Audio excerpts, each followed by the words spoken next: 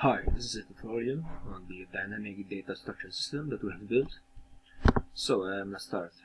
First things first, the first feature, save the file. So if we want to save the file right now, since we don't have any records yet inside the collection, we cannot save the collection inside the file. So the file won't be saved on the hard, basically. Neither we cannot display the collection since we don't have any records. Furthermore, we cannot even load data from the file because the file does not exist yet. We need to create it. So, first things first, we'll start by adding a new record so we can eventually create that file.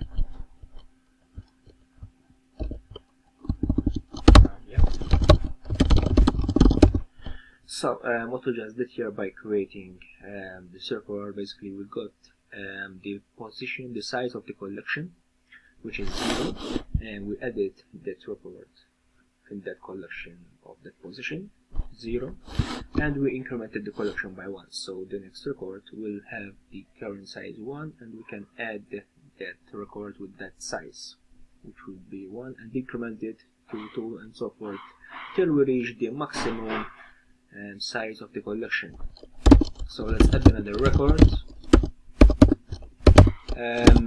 And if we display the current collection, what we will see the current records that we have, 2 records, maximum 3 collection size. So we can basically just add another record till we have, that's the limit. So if we grow the collection and resize it by reallocating memory of the collection to 5. Adding size, what we can see is basically we can add 3 more records. So let's save now the data to a file. So the data is stored and the record is placed here inside the solution file, basically. And if we want to load the data, first we have to exit,